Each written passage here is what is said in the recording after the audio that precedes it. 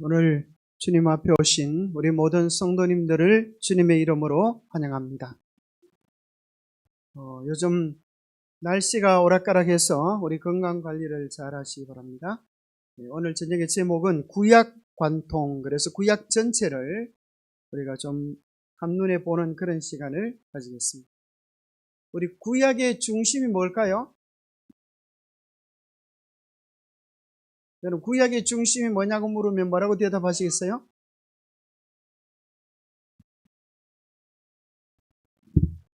예. 성경의 중심이 예수 그리스도입니다. 그죠?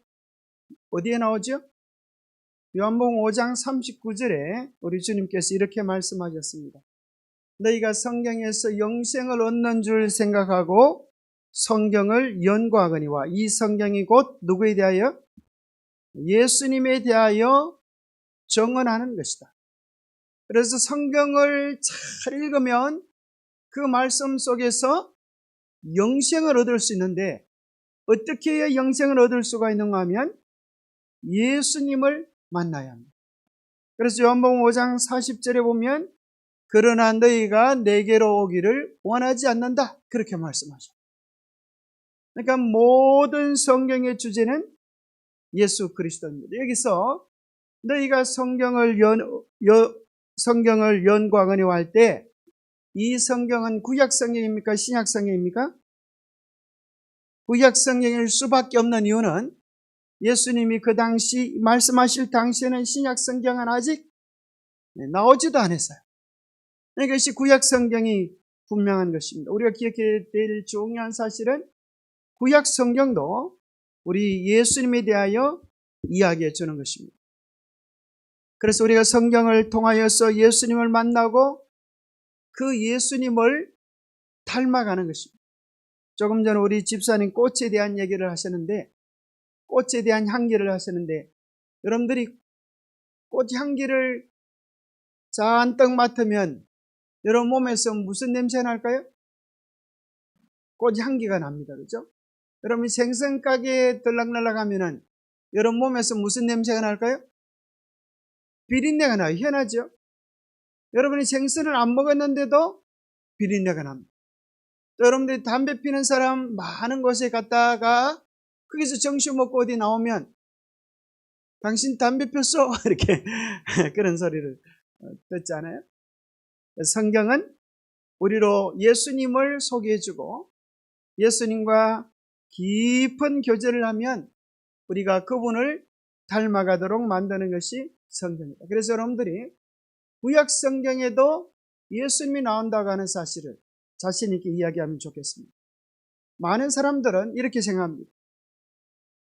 구약의 주제는 모세고 신약은 예수님입니다. 구약은 율법이고 신약은 은혜다. 구약은 행위고 신약은 믿음이다. 이렇게 양분하여 설명하는 사람들이 종종 있습니다. 그게 맞아요? 틀려요? 틀린 것입니다. 이게 성경에서 분명히 우리 주님이 말씀하셨어요. 성경의 주제, 구약의 주제도 예수 그리스도다. 그래서 사실은 구약에서 예수님이 그럼 어떻게 나타나는가? 여러분, 구약에서 예수님을 만날 수 있습니까? 어떻게 해요? 우리가 유심히 성경을 보면 구약 곳곳에 예수님을 상징하는 예표적 것들이 많이 나와요. 자, 여러분들이 기억하는 구약 속에 나타난 예수님, 마치 숨은 보물찾기처럼 한번 찾아보세요. 저 구약 속에 어디에 예수님이 나오나요? 한번 여러분 얘기해 보세요. 자, 구약의 주제가 예수님 그려놓고 말을 못하면 어떡해요? 자, 한번 해보세요. 창세기 어디 나오죠? 예, 1장에 보면 어떻게 1장에 어디에 하나님 예수님이 나오죠? 창세기 1장에 보면 예수님이 나와요, 안 나와요? 예수님이라고 하는 직접적인 이름은 안 나오는데 창조할 때 보니까 반드시 뭐라고 나와요? 가라사대 빛이 있으라 하시며 말씀하시는 말씀이 나와요. 그래서 요한복음 1장에 보면 태초에 말씀이 계시니라.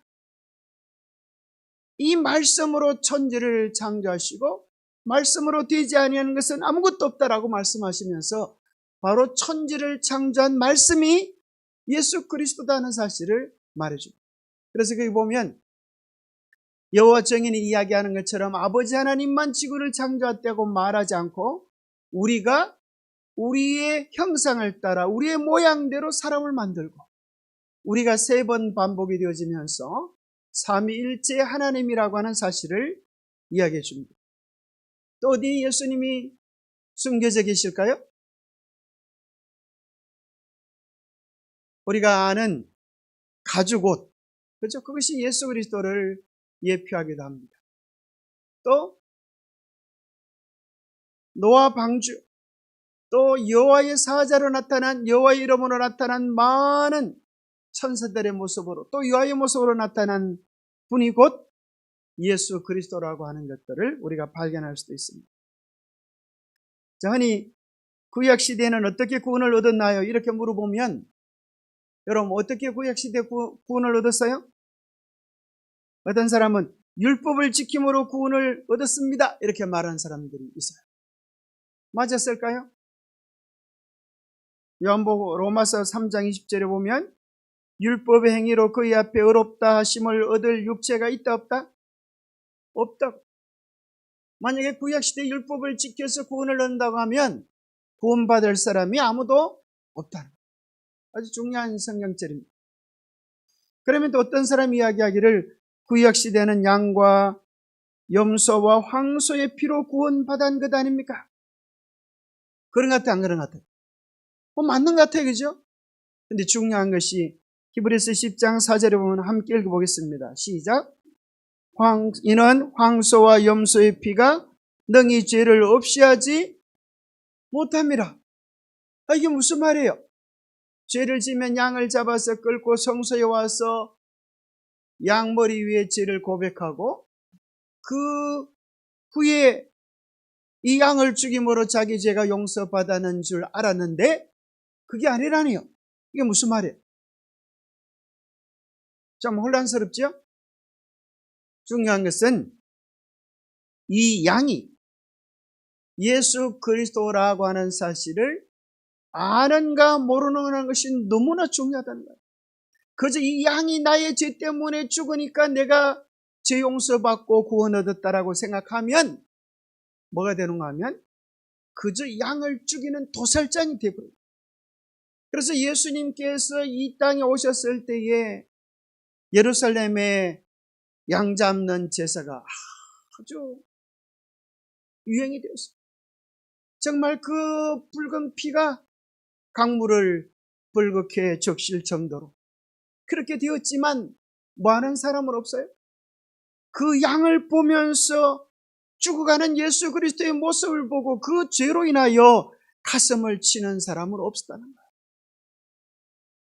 그래서 마치 성전에 사는 그 모든 예식들이 마치 도살장과 같은 끔찍한 장소였다. 복음의 의미와 내용은 모르고 그저 형식에 치우쳐 있었다는 것입니다. 심지어 제사장들은 거기 있는 장사꾼들과 거래를 해가지고 목적이 뭐예요? 이 구속의 깊은 은혜들을 가르쳐주는 게 목적이 아니고 어떻게 하면 터집을 잡아서 돈을 좀 더 벌을 수 있을까? 이게 목적이었어요. 그래서 양을 가지고 오면 터집을 잡는 것입니다. 이 양의 눈이 짝짝이네. 여러분 눈이 짝짝일까요? 똑같을까요?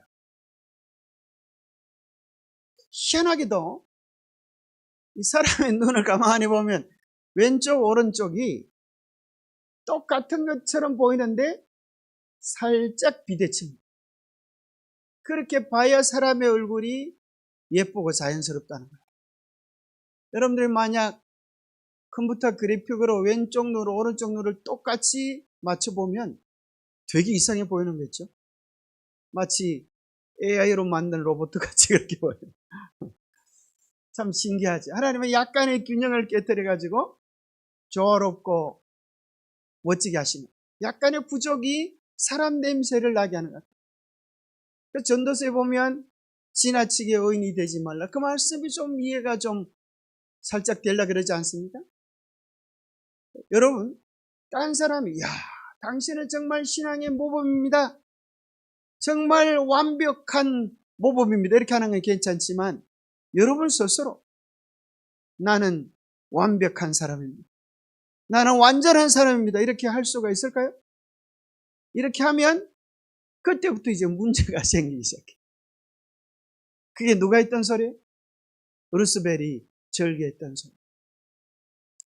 때로는 우리가 지나친 자기 확신을 통하여 주변 사람들을 불편하게 만들 수 있어요. 마치 뭐가 같은 거 하면은 자기는 방구를 끼면 속이 시원할지 몰라도 옆에 사람들 어때요? 아주 괴로운 것입니다.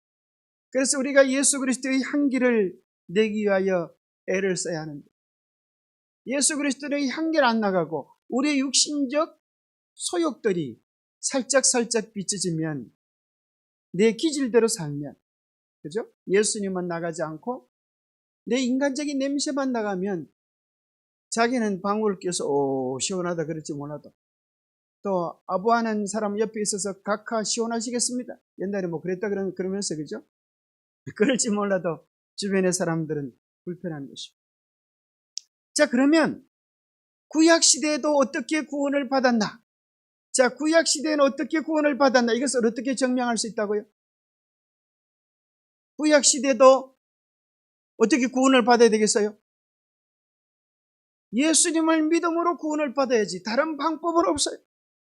그럼 이것을 어떻게 증명할 수 있겠어요? 구약시대도 예수님을 믿음으로 구원받았다고 하는 사실을 어떻게 증명할 수가 있겠어요? 사실은 이게 제가 한번 드린 말씀인데 한번 드렸다고 해서 여러분 기억이 잘 안 되잖아요. 그죠? 그렇지, 감사합니다. 이렇게 잘 기억을 못 하셔가지고 또 얘기를 해도 눈치도 못 채고 이렇게. 얼마나 감사한지 모르겠습니다. 근데 또 감사한 것은 여러분들이 말씀을 잘 기억해가지고 나누어 줄 수 있으면 얼마나 좋겠어요. 그죠? 그런 욕심도 한번 가져보는 것입니다. 히브리서 11장을 무슨 장이라 그래요? 믿음장이라 그래요. 부활장은 몇 장이에요? 부활장. 고린도전서 15장. 사랑장은요? 고린도전서 13장. 비유장은 몇 장이에요? 비유? 천국의 비유.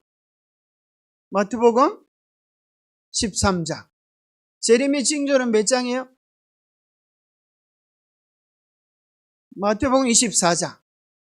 십계명은 몇 장에 나와요? 출애굽기 20장하고 어디요? 신명기 5장. 그죠? 된장, 고추장 그런 거 잘 잡수시는 것처럼 이런 장들 좀 알아놓으면 우리가 중요한 것들을 소개하기에 참 좋습니다. 그래서 히브리서 11장에는 믿음으로 구원받은 사람들의 목록이 쭉 나옵니다.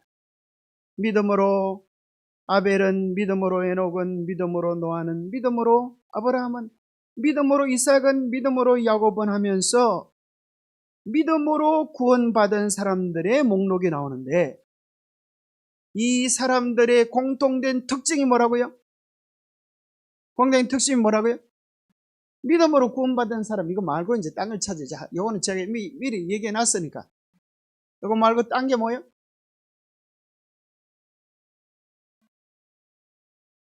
예? 뭐라고요? 자, 어떤 사람은 이걸 보고 남자들 이렇게 말하는데 여자도 한 명 있어요. 여자가 누구예요?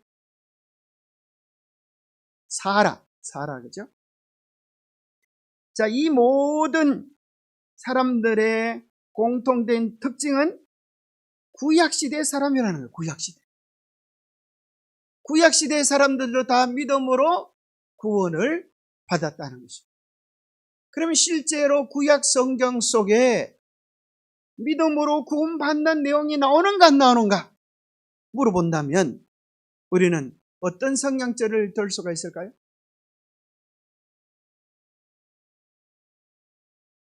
창세기 몇 장 몇 절요? 창세기 몇 장 몇 절?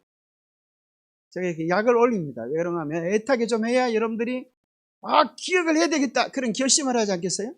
그게 뭘까? 몇 장일까? 이렇게 좀 궁금해집니까? 아직 이야기 안 오릅니까?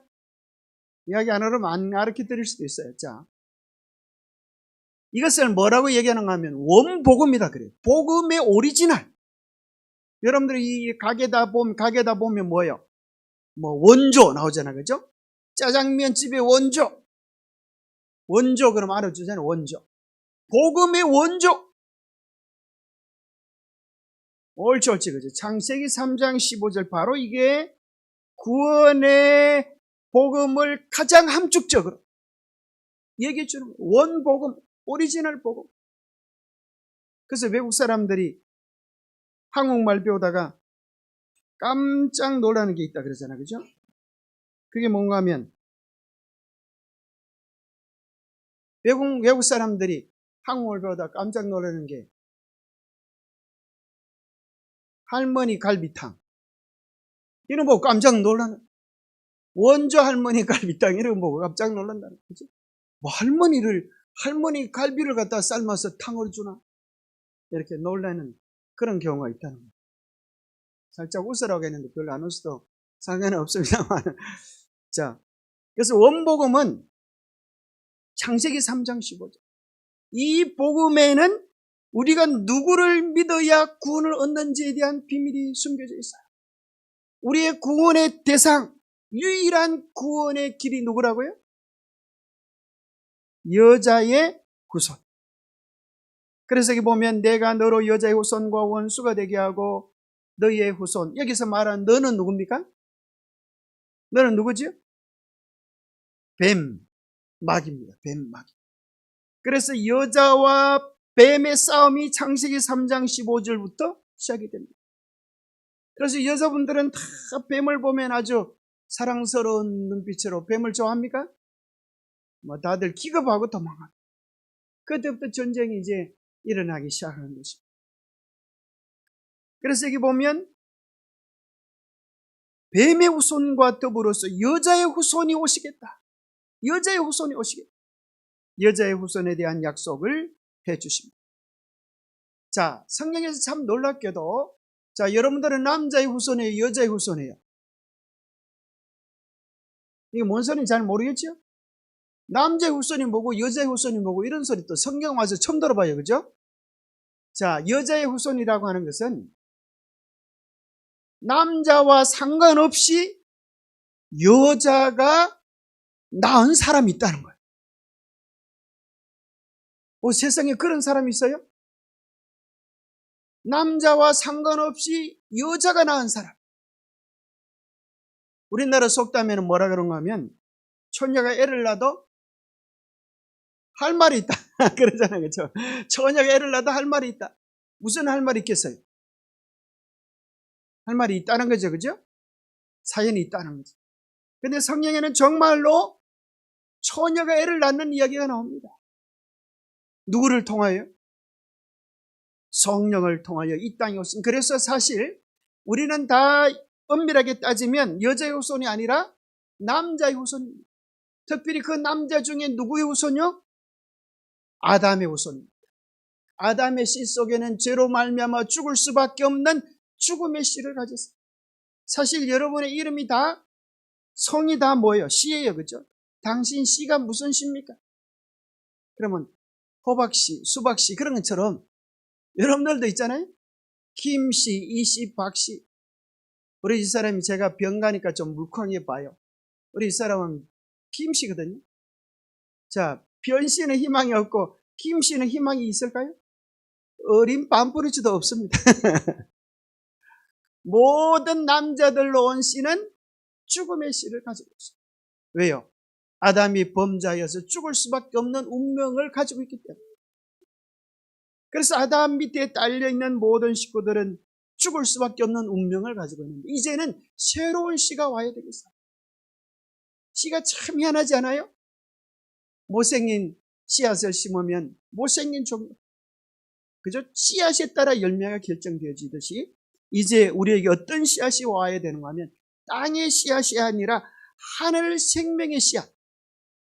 여자의 후손으로 예수 그리스도가 오실 우리의 소망 예수 그리스도가 약속되어 있어요. 그러니까 그가 오셔서 무슨 일을 하는가?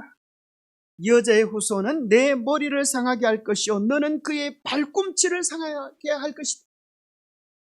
뱀이 여자의 후손이 어디를 상하게 해요? 발꿈치를 상하게 할 것이다. 제가 이 영주에 와가지고 맨발 걷기 좀 합시다. 그러니까 어떤 장로님이 그래도 저 맨발 걷기 하다가 뱀에 물려가지고 죽었다는 거예요. 그래서도 깜짝 놀랐어요. 맨발 걷기 하다가 뱀에 물려 죽을 수도 있겠다. 뱀이 어디를 물었을까요? 발꿈치를 무는 것입니다. 이것은 예수님께서 우리의 죄를 대신하여 십자가에 달려 죽으실 것을 예언한 거예요. 여자의 후손의 고난에 대한 이야기입니다. 예수님께서 십자가에 달려서 우리의 모든 죄를 감당하시고 십자가에 달려 죽었어요. 그런데 놀랍고 감사한 사실은 거기서 끝나는 게 아니에요. 오늘날 가짜 예수들이 많은데 가짜 하나님 우리나라에 한 50명 가량이 됩니다. 이게 진짜인지 가짜인지 어떻게 보면 알 수 있다고요? 싹 죽여보면 되는 거죠. 죽이는데 죽으면 가짜고 살아나면 진짜예요. 자, 예수님께서 발꿈치에 물리셔서 십자가에 못 박히셔서 돌아가시는데 놀랍게도 무슨 일이 일어나요? 3일 만에 무덤에서 부활하시고 최종적으로 뱀의 머리를 깨뜨리는 일이 있겠다.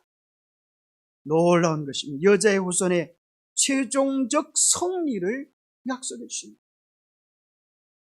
우리가 고생하고 어려움을 당하고 나이가 들면 하나같이 다 쪼그랑 밤탱이가 되겠죠. 어떤 사람이 그래요. 젊은 사람 보고 네가 잘나서 네가 젊은 게 아니다. 또 할아버지들을 보고 우리가 잘못해서 이렇게 늙어지는 것도 아니다. 그렇죠? 우리가 뭐 잘못해서 늙어지는 것도 아니다. 이게 다 뭐 때문에 오게 된 것인가 하면 죄의 결과로. 참 요즘 이제 그런 생각이 들어요. 연세 많으신 분들 이렇게 방문 좀 하다 보면은 참 일어나서 걷고 싶은데도 제대로 힘이 없어서 이제 좀 아주 몸부림을 치시는 분들 보면은 참 이렇게 어렵고 힘든 노년을 안 보낼 수 있는 길은 없나? 고모 버튼만 딱 누르면 예수님이 뭐 하늘로 싹 데려가시는 그런 장치는 없나? 그런 생각이 좀 들 때가 있습니다. 우리가 다 죄로 말미암은 세상에 태어나서 죄의 결과로 뭘 맛보게 되어 있어요? 죄의 아픔을 맛보게 되어 있어요. 그것이 얼마나 끔찍하고 얼마나 잔혹한지를 맛보고 우리가 하늘에 가서 그 얘기를 해야 돼요. 우리가 죄를 짓지 말아야 되겠어요. 정말 한번 나는 특별한 죄를 안 지었는데 죄를 진 그 아담이니까 아시인갑다. 그죠? 아시의 후손인 것 때문에도 내가 이렇게 고생을 했어. 정말 죄는 고통스럽고 힘든 거예요. 우리가 하늘에 가서 그 간증들을 할 백성들이 될 것입니다. 자, 성경 전체의 구도가 예수 그리스도를 중심으로 예수가 나기 이전을 뭐라 그래요? 주전, 예수님이 난 이후를 주후. 이 주자라고 하는 것은 무슨 뜻이에요? 주전자 주자가 아니에요. 주인이라는 소리. 이 온 우주를 창조하시고 다스리시고 관리하시는 주인이 누구인가? 자, 이 온 우주를 다스리고 관리하시고 통치하시는 주인이 누구인지를 우리가 어떻게 하면 알 수가 있겠어요? 주일의 기원을 알면 주일을 알 수가 있어요. 그죠? 주일의 기원, 백과사전에 보면 이렇게 나옵니다.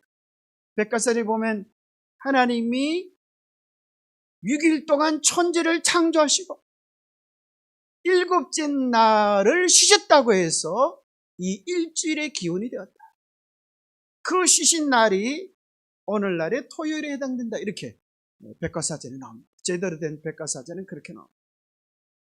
그럴 뿐 아니라 역사라고 하는 글자를 보면, 역사를 영어로 보면 뭐라 그래요? 히스토리. 히스토리를 분해보면 히스 더하기 스토리. 그분의 이야기, 이것이 역사, 그분의 이야기. 그분이 오실 것에 대한 약속. 그래서 이 땅에 여자의 후손으로 오시고 우리의 죄를 위하여 십자가에 못 박히시고 하늘로 올라가신 다음에 다시 오시겠다고 하신 이 약속을 우리가 기다리고 있는 것입니다. 그래서 역사는 딱 둘로, BC와 AD. BC와 AD의 첫 글자를 순을 대하면 ABCD가 들어있죠. 역사의 ABCD가 예수 그리스도를 가리키고 있는 것입니다. 그래서 우리가 지난 시간에 했던 것들을 잠시 정리해보면, 우리 성경을 몇 가지로 나눌 수가 있다? 세 가지로 나눌 수가 있다. 과거에 대한 것을 뭐라 그러고요? 과거, 현재, 미래로 시간을 구분할 수 있는 것처럼 과거는 뭐라 그러고요? 과거에 대한 기록을 뭐라고요? 역사서. 이렇게 역사서로 한번 말씀을 한번 해보세요. 시작. 현재에 대한 것은 체험서, 미래에 대한 것은 예언서. 이렇게 한번 해보시면 좋습니다. 입으로 하면 복이 옵니다. 입으로 하면 기억하기 훨씬 더 좋은 것입니다. 자, 그래서 구약 성경 속에 똑같이 역사서, 체험서, 예언서로 되어져 있는데, 구약 성경 속에 역사서가 총 몇 건이라고요? 몇 건요? 17건. 17건. 5건과 12건, 또 5건과 9건 세권으로 나눌 수 있다 그랬어요. 현재에 대한 것을 구약에서는 문학서 혹은 시가서로 그러는데 5건. 그것을 약자로 외우면, 5건을 약자로 외우면 뭐라 그래요? 욥시, 잠자나 이렇게 하는 겁니다. 욥시, 잠자나 한번 해보세요. 시작. 그것이 이제 첫 글자를 딴 것입니다. 대선지서 5건과 소선지서 12건. 포로 시대에 기록된 책은 마지막 짝을 이루는 3권과 에스겔, 다니엘서가 그렇다. 자, 그래서 여러분들이 이걸 약자로 외우면 아주 빨리 외우고 또 정확하게 외울 수가 있습니다. 자, 한번 약자로 한번 따라해 보세요. 모세오경, 그럼 여러분 여기 나오는 글자를 읽는 것입니다. 모세오경. 얼마나 외우기 쉬워요, 그죠? 장줄 내민신. 역사서.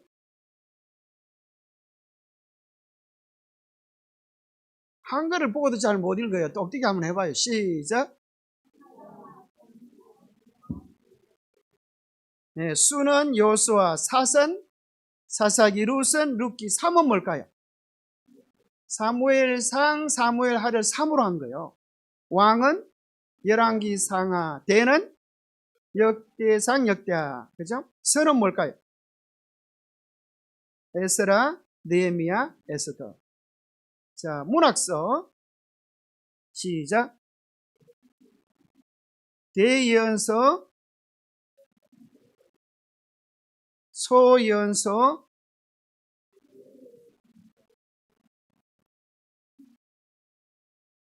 혀가 부러지는 소리 하는 것 같아요. 그죠? 뭔 소리인지 해놓고도 내가 뭔 소리 했는지도 잘 모르겠죠. 자, 정확히 한번 발음 하나 해보세요. 호열, 암욕, 용미나, 합섭, 학섭말. 입에 쥐가 날라 그래요? 이걸 한번 외우시면 좋습니다. 자, 역사서, 신약성의 역사서, 마막, 능요행, 서신서, 롬고, 갈렐, 빌골, 딤딤, 모니, 약벳, 요유게. 이렇게 하면 정 안 되시는 분들은 손가락에 이렇게 적어요. 손가락 5개 적어가지고 다니면서 자꾸 외우시기 바랍니다. 이걸 갖다 외우면은 아주 여러분들이 이제 지루한 시간이 없어요. 여러분들이 이제 버스를 타고 갈 때, 또 화장실에서 힘쓸 때 이걸 갖다 자꾸 되새기는 거예요. 장은 창세기지, 창세기 내용은 뭐지? 이렇게 하면 시간이 금방 가는 것입니다. 자, 그러면 창세기가 뭔가? 이제부터 이제 구약에 이제 들어가서 창세기가 뭔가? 창세기는 놀랍게도 4대 사건과 4대 인물로 되어져 있어요. 요걸 알면 창세기가 한꺼번에 쑥 들어옵니다. 이 4대 사건은 세계적인 사건, 온 인류의 사건을 다루고 있고, 4대 인물은 이스라엘의 조상이 누구예요? 이스라엘의 조상. 아브라함부터 부조들을 4명을 소개해 줍니다. 자, 4대 사건이 뭐죠?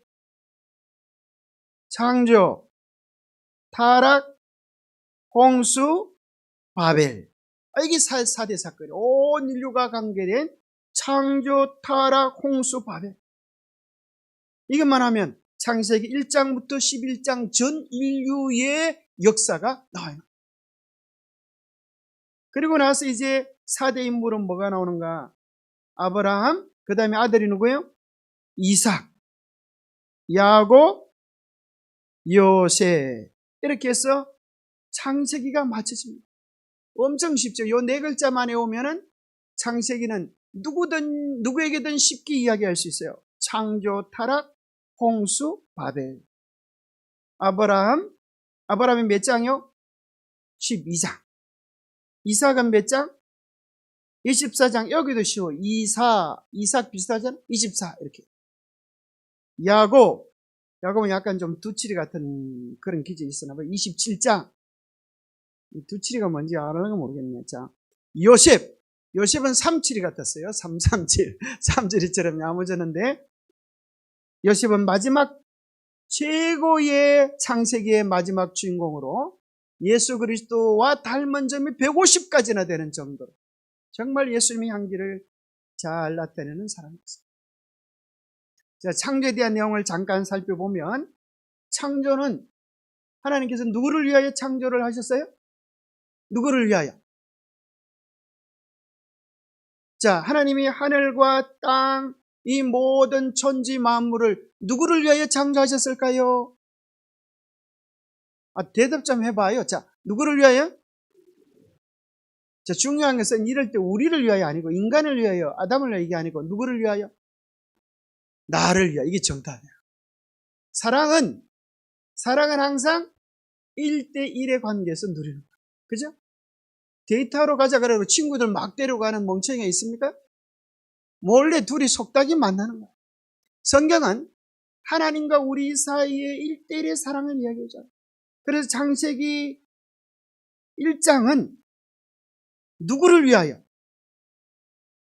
또 사람을 위하여. 누구를 위하여 종을 울리나? 나를 위하여. 하나님이 나를 위하여 천지를 만드셨다고 하는 것을 여러분 창세기 1장을 통해 느껴야 돼요. 첫째 날 뭘 만드셨어요? 빛을 만드시고, 둘째 날 궁창과 바다를 만드시고, 셋째 날 육지와 식물을 만드셨는데, 만드시고 나서 다 마지막에는 뭐라고 나와요? 좋았더라. 좋았다. 왜 예수님이 좋았더라? 예수님께서 만드시고 좋았더라 그러셨을까요? 왜 좋았더라 그러셨을까요? 그거 맞춰보세요. 자, 대답을 한번 해보세요. 왜 좋았더라 그러셨을까요? 예? 주니까. 누가 줬어요? 주니까. 예. 아직 사람도 안 나왔잖아요. 예, 우리 장로님 알고 계시네, 그죠? 자, 첫째 날 빛이 있으라 하니까 빛이 있고, 그걸 보고 심히 좋으셨다 그랬어요. 속으로, 이야, 내가 실력이 이 정도네, 이렇게 좋으셨을까요? 그게 아니잖아요, 그죠? 우리 장로님 말씀하신 것처럼, 이것을 받을, 누구를 생각하니까? 우리 각자를 생각하니까. 이것을 받고 누릴 당신의 자녀들을 생각하니까 좋으시고. 그래서 첫째, 둘째, 셋째 날은 구조를 만드시고, 넷째 날, 다섯째 날, 여섯째는 그것을 생명으로 충만케 해주세요. 그 다음에 여섯째 날 하나님께서 누구를 드디어 만드시고, 아담을 만드시고 하와를 만드시고, 창조의 글자품은 아담일까요? 하와일까요? 하와 같지요. 하와가 제일 마지막에 나왔으니까. 근데 참 신기하게도, 그죠? 하나님이 하와를 만드셨어요? 아담을 만드셨어요? 하나님께서 사람을 만드셨어요. 한 사람을 만들어가지고 놀랍게도 둘이 딱 짜게가지고 한 사람은 여자라 칭하셨어요. 여자. 희한하죠, 그죠? 여러분, 한 사람은 사람이다라는 소리가 아담이고, 아담의 짝으로 주신 게 누구예요? 하와. 그런 사람은 틀렸습니다. 여자였어요. 여자는 남자에게 속하였다, 이런 뜻이에요. 그럼 하와는 언제 나옵니까? 하와는 언제 나오죠? 갈비뼈가 하와가 아니에요? 자, 좀 헷갈리죠? 좀 이따 설명해 드리겠습니다. 약을 좀 올려놓고 설명을 드리겠습니다. 자, 여기서 정말 중요한 창조의 걸작품을 만드시고 나서 하나님 뭐라고 하셨냐면 심히 좋았더라. 우리는 심히 좋았더라를 통하여서 왜 하나님이 심히 좋으셨는가? 그걸 알게 됩니다. 아담과 하와를 만드시고 나서 아담과 하와가 이 아름다운 하늘을, 땅을 보면서 뭐라고 했을까요? 우와, 하나님 실력 좋네요, 이랬을까요? 아마 모르긴 해도 이러지 않았을까 생각이 돼요. 하나님, 이 모든 것들을 다 나를 위하여 만드셨습니까? 그죠? 다 우리의 행복을 위하여 만드셨습니까? 하나님께서 그렇다. 그죠? 다른 너의 행복을 위하여 만들어.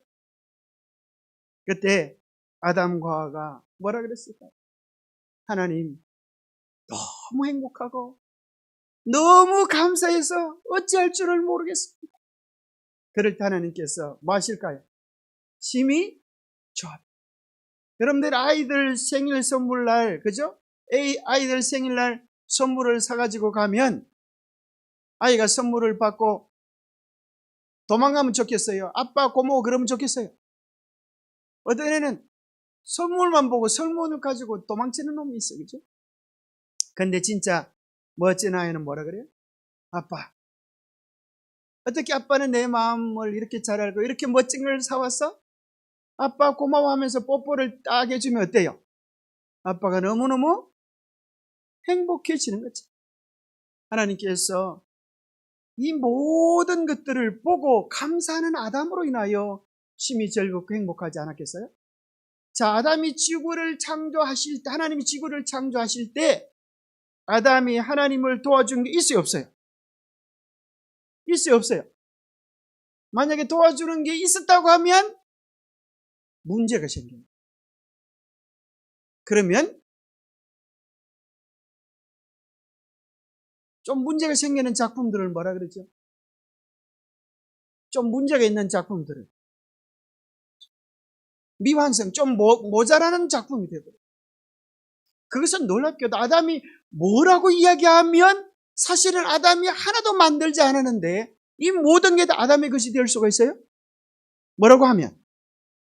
하나님 감사합니다. 그럼 따라해보세요. 시작. 그렇게 말만 하면 이 모든 것이 우리의 것이 되는 거예요. 그렇습니까? 정말 천지 만물을 잘 감상하는 사람은 시인이나 음악가가 아니라 하나님의 자녀들입니다. 왜냐하면 하나님께서 당신의 자녀들의 행복을 위하여 만들어 주셨기 때문입니다. 똑같은 원리로.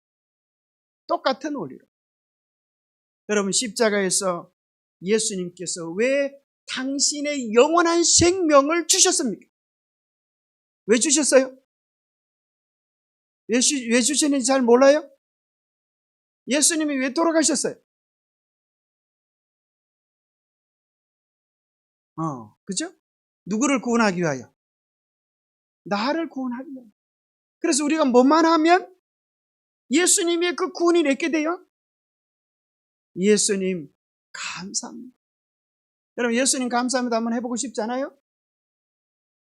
그죠? 한번 해보세요. 시작.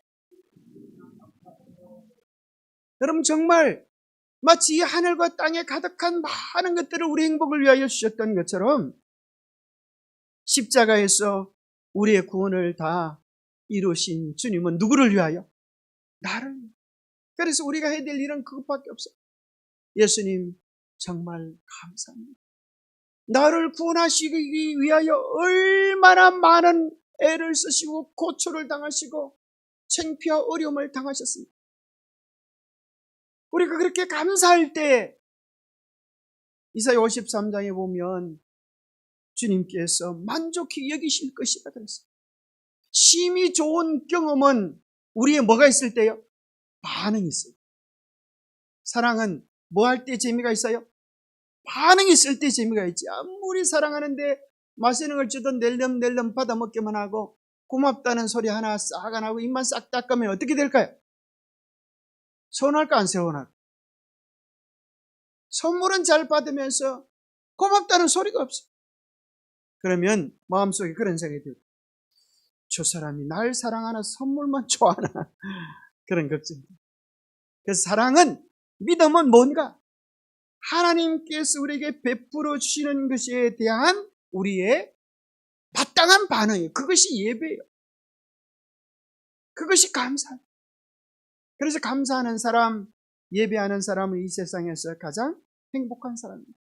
그래서 감사를 배우고 예배를 배우고 하나님께 대한 반응을 배우는 것이 바로 뭐 하는 날이다? 안식일. 제7일 안식일을 통해 우리는 누가 이 천지 만물을 만드셨는가? 우리는 누구인가? 우리가 무엇을 위하여 살아야 하는가? 이 모든 것들을 생각하는 축복의 날이 되는 것입니다.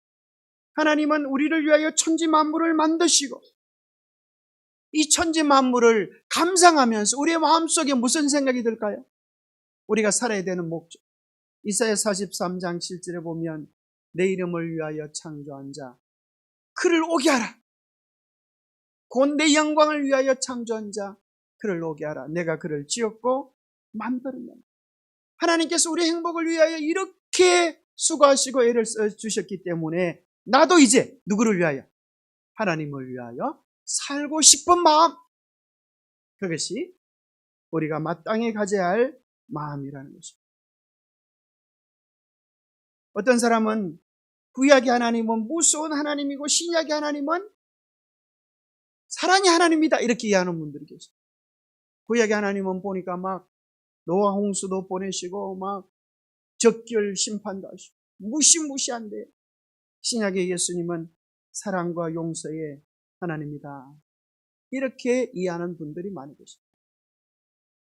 그런데 히브리서 13장 8절에 보니까 예수 그리스도는 어제나 오늘이나 얼마 동안요? 영원토록 동일하시다는 거예요. 이걸 어떻게 이해할 수 있겠어요? 야고보서 1장 17절에 보면 온갖 좋은 은사와 온전한 선물이 다위로부터 빛들의 아버지께로부터 내려오나니 그는 변함도 없으시고 회전하는 그림자도 없으시고 뭐도 없어요? 변함이 없으시다는 거예요. 창세기에 나오는 하나님이나 요한복음에 나오는 예수님이나 똑같다는 거예요. 정말 그렇습니까? 우리 그걸 이제 한번 살펴볼 필요가 있겠습니다. 창세기 4장에 보면 하와, 창세기 하와라고 하는 구절은 원복음이 뭐라 그랬어? 원복음. 창세기 3장 15절. 이 약속을 받고 나서 아담이 내가 그 약속을 신뢰합니다. 나도 여자의 후손이 오셔서 우리의 죄를 속하고 그 여자의 후손을 믿음으로 구원에 이르기를 원합니다 라고 하는 아담의 고백이 여자를 하와로 이름 짓게 합니다. 내가 주님의 약속을 신뢰합니다. 그래서 이 하와라는 말의 뜻은 무슨 뜻입니까?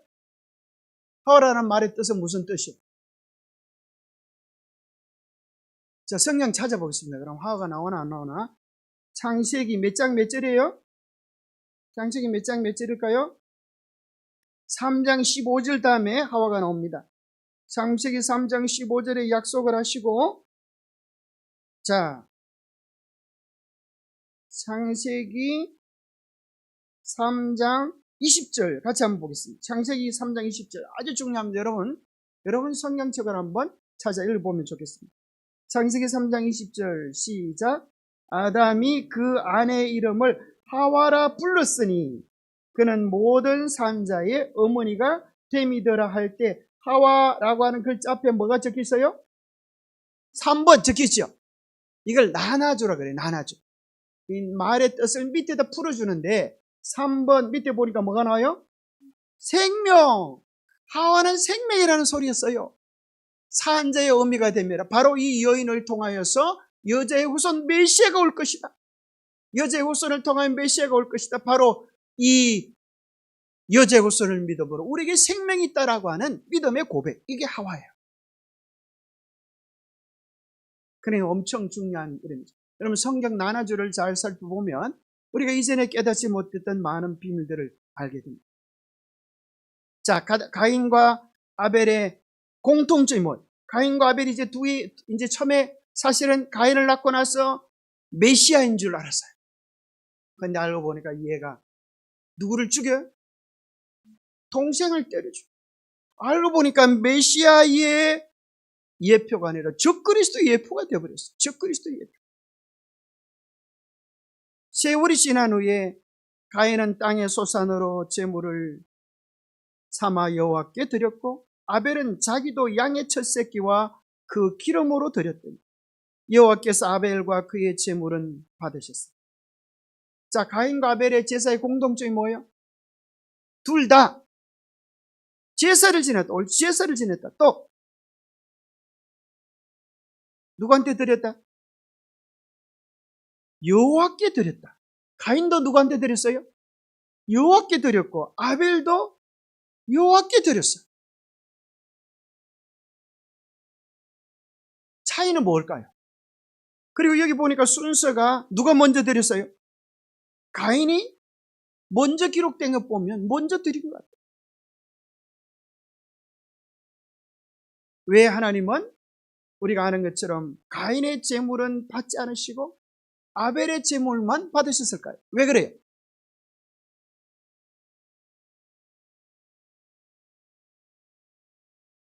자, 그 순종이라고 하는 것을 어디에서 찾아볼 수 있어요?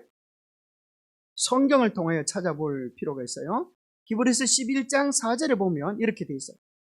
믿음으로 아벨은 가인보다 더 나은 제사를 드려. 그 제사, 더 나은 제사라고 하는 게 곧 뭔가? 하나님께 드림으로 의로운 자라는 하시는 증거를 얻었으니 하나님이 그 예물에 대하여 정언하시니 그가 죽었으나 그 믿음으로써 지금도 말하는. 자, 가인이 드린 예물과 아벨이 드린 예물이 차이가 있다는 거예요.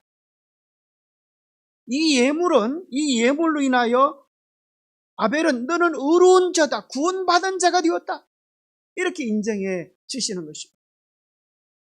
히브리서 9장 22절에 보니까 율법을 따라 그의 모든 물건이 피로써 정결하게 되나니 피 흘림이 없은즉 사함이 없는. 아벨의 제물 속에는 피가 있다는 거예요. 이 피는 그냥 피가 아니라 누구의 피를 예표하는? 예수 그리스도의 피를 예표하는, 우리의 구주가 예수님입니다.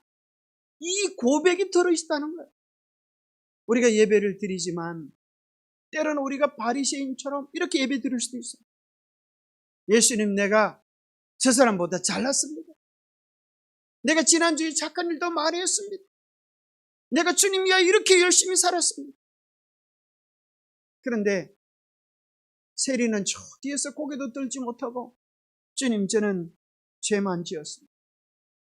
그런데 예수님께서 누가 더 하나님으로부터 의롭다함을 받았다고 말씀하세요? 그렇게 잘 살은 바리새인이 아니고 그렇게 열심히 헌신한 바리새인이 아니고 누가요? 세리가 의롭다함을 받았다고 했어요.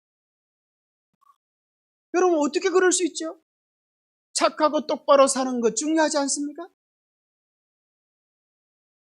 우리가 기억해야 될 사실은 예수 그리스도의 은혜 없이, 예수 그리스도의 사랑의 감격이 없이 우리의 수고와 희생은 하나님께서 받으실 수가 없다는, 우리의 잘남, 우리의 자랑 하나님 받으실 수가 없다는, 우리의 모든 신앙이 예수 그리스도의 십자가에 대한 은혜에 의해서 젖어나오는 헌신이 되기를 바랍니다.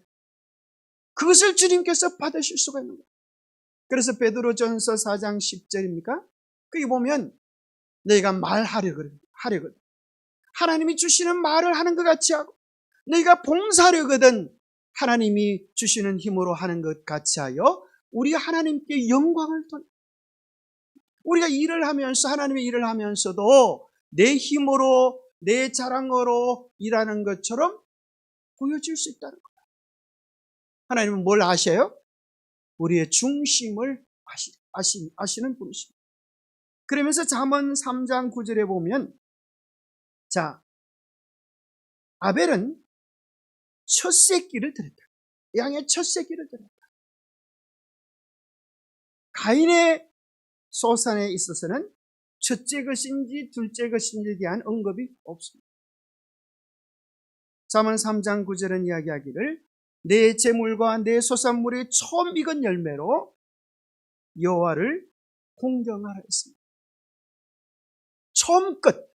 여기서는 어떤 걸 얘기하죠? 우리의 마음의 진심을 이야기하는 것입니다. 가인은 첫째 것인지 둘째 것인지 이게 중요하지 않았어. 그저 뭐 하나님이 달라고 하니까 내가 하나님 드립니다. 오늘 안식일이니까 예배당에 간다고요? 가면 되는 거 아닙니까? 이런 식. 이스라엘 백성들이 그렇게 했어요. 이사야서 1장에 보면 너희들이 불평하고 투덜거리면서 드리는 그 예배 내가 받을 수 있겠느냐? 너희 사장에게 그렇게 해봐라. 사장이 기뻐하겠느냐? 그렇게 말씀하시면서 하나님께서 이스라엘 백성들을 고소하시는 내용이로. 그래서 가인의 제물에게는 뭐가 없었어요? 하나님을 향한 순전한 마음이 없었음을 발견하게 됩니다. 그리고 더 나아가서 요한일서 3장 12절은 이렇게 이야기합니다. 자, 성경이 이야기합니다. 그래서 여러분들 구약에 있는 내용들을 신약 성경이 뭐라고 풀어주는지를 좀 살펴볼 필요가 있죠. 여기 보니까 가인같이 하지 말라. 그는 뭐라고 그래요? 악한 자에게 속하여. 무슨 말 하래요? 그의 아우를 죽였으니 어떤 이유로 죽였느냐? 자기에게는 악하고 그의 아우의 행위는 의로웁니다. 하나님께서 아벨의 제물만 받으신 것이 아니라 창세기 4장 4절에 보니까 아벨과 그의 제물을 받으셨어요. 하나님께서 가인의 제물만 받지 않으신 것이 아니라 가만히 보니까 가인과 그의 제물을 받지 아니하셨다. 아주 무서운 영이죠. 하나님께서 보시는 것은 우리의 마음, 우리의 소속, 우리의 삶이 예배 때 드리는 우리의 모습뿐 아니라 우리의 삶이 어디에 속했는지, 우리의 애정이, 우리의 시간이, 우리의 관심이 어디에 속했는지를 보고 계시다는 것입니다. 하나님 와서 하나님께 제물을 드리지만 가인의 마음속에 사단적 특징이 그 속에 자리 잡고 있는 거예요.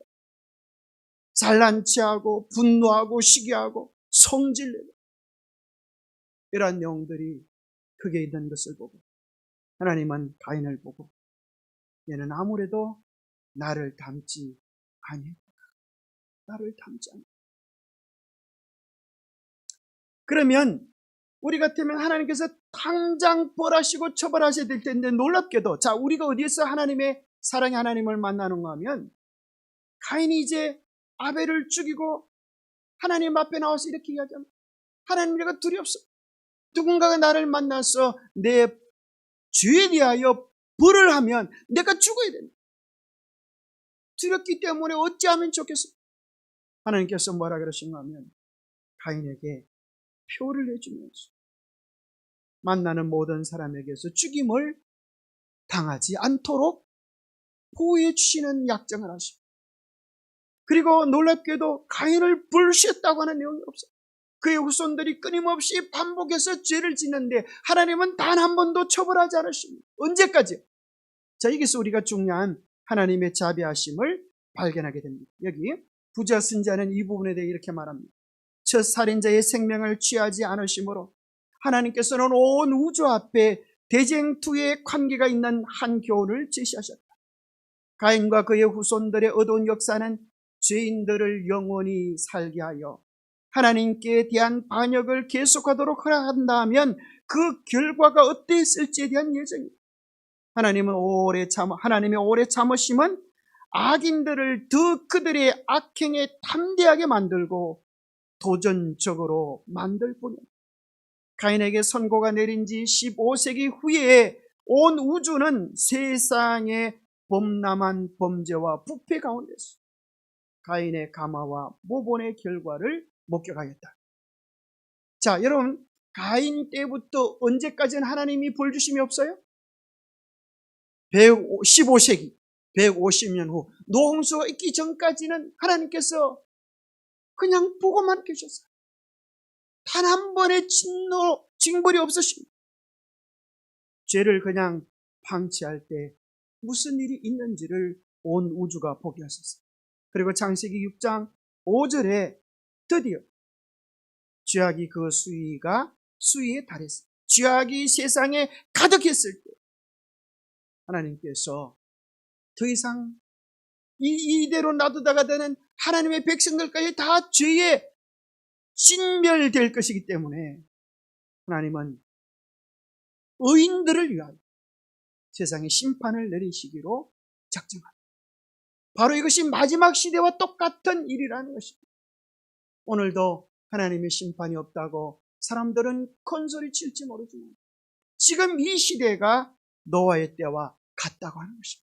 이 죄악의 수위가 관영할 때 하나님의 심판이 올 것이라는 것입니다. 세상에는 언제나 두 부류의 사람들이 존재했습니다. 그리스도의 보혈을 의지하며 진실된 믿음을 유지했던 사람, 자기의 깨와 지략을 믿으면서 자신의 공로를 높였던 자들. 한 부류는 아담의 후손이 될 것이고 한 부류는 가인의 후손이 될 것입니다. 한 부류는 하나님이 쓰시는 사람들이고 한 부류는 사단의 대리자들이 될 것입니다. 창세기는 우리에게 하나님의 사랑을 이야기하고 선악의 대쟁투의 본질이 어떻게 진행될지에 대하여 말씀해 주고 있습니다. 기도하겠습니다. 하나님 아버지, 참으로 하나님이 얼마나 죄인들을 사랑하시는지, 그들이 돌아오라고 또 기다리시고 정말 오랜 시간 동안 참으셨는데 결국 하나님의 오래 참으심은 죄인들을 더 담대하게 만들어주고 도무지 돌이킬 수 없는 지점까지 만들었음을 보게 되었습니다. 오 주님, 멸망당한 그들처럼 하나님의 오래 참으심을 우리가 가볍게 여기지 않게 하여 주옵소서.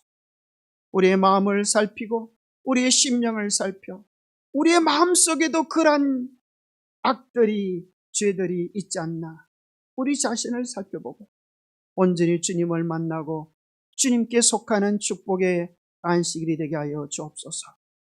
우리의 처지가 어떻든 우리의 형편이 어떻든 주님께로 달려오면 언제나 두 팔 벌려 안아주시는 좋으신 주님을 향하여 달려가는 우리 모두가 되도록 축복하여 주시옵기를 우리 주 예수 그리스도 이름 어지하여 간절히 간구하옵나이다.